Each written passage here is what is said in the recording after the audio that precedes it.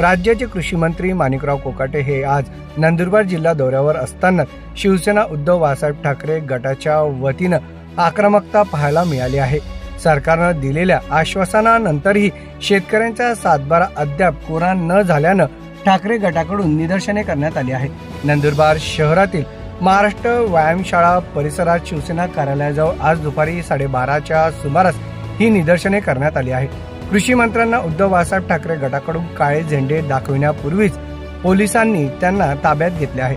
कृषी मंत्री माणिकराव कोकाटे यांना काळे झेंडे दाखविण्याच्या तयारीत असताना शिवसेना उद्धव बाळासाहेब ठाकरे गटाच्या पदाधिकाऱ्यांना पोलिसांनी ताब्यात घेतले आहे। कृषी मंत्र्यांनी शेतकऱ्यांसंदर्भात केलेलं वक्तव्याचा देखील निषेध करण्यात आला आहे।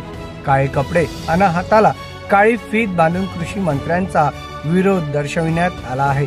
ही आज दुपारी 12:30 ते 1 वाजेची दृश्य आहेत। शहरातील महाराष्ट्र व्यायामशाळा परिसरातील शिवसेना कार्यालयाबाहेर उद्धव बाळासाहेब ठाकरे शिवसेना गटाच्या वतीनं ही निदर्शने करण्यात आली आहेत।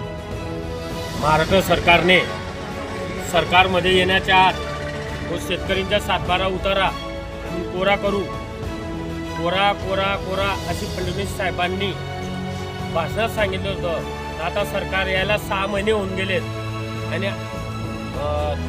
2 दिवस पूर्वी आपले जे महाराष्ट्राचे कृषी मंत्री आहेत त्यांनी कर्जमाफीवर असे प्रश्न केलेले आहेत। तर शेतकरीला कर्ज माफ केलं तर हे साखरपुडे करतात, लग्न करतात आणि शेतकरी कायम कर्जबाजारी दाखवतात।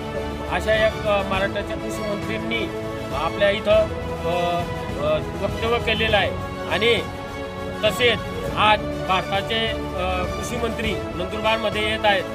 पण महाराष्ट्र सरकारची जी दादागिरी चालली आहे, जे लोकशाहीमध्ये जे आंदोलन करतो आपण, त्या आंदोलनाला या शासनाने एकदम म्हणजे आम्ही आंदोलन करायला निघालो आणि शासनाने आम्हाला ताबडतोब अटक करायची सांगितली आणि आम्हाला आंदोलन करून दिलं नाही। याच्यामुळे हे शासन फक्त गोड बोलतं आणि लोकांचं काम करत नाही आणि खूप दादागिरीमध्ये आम्हाला अटक केलेली आहे। आणि याच्यानंतर इथले आमदार खासदार कुठलेही असू द्या, कुठल्याही पक्षाचे असू द्या, शेतकऱ्याला जोपर्यंत न्याय देत नाही आणि कुठलाही आमदार येऊ द्या, कुठलेही उपमुख्यमंत्री होऊ द्या, मुख्यमंत्री होऊ द्या, त्यांना नंदुरबार जिल्ह्यात आम्ही एंट्री देऊ देणार नाही।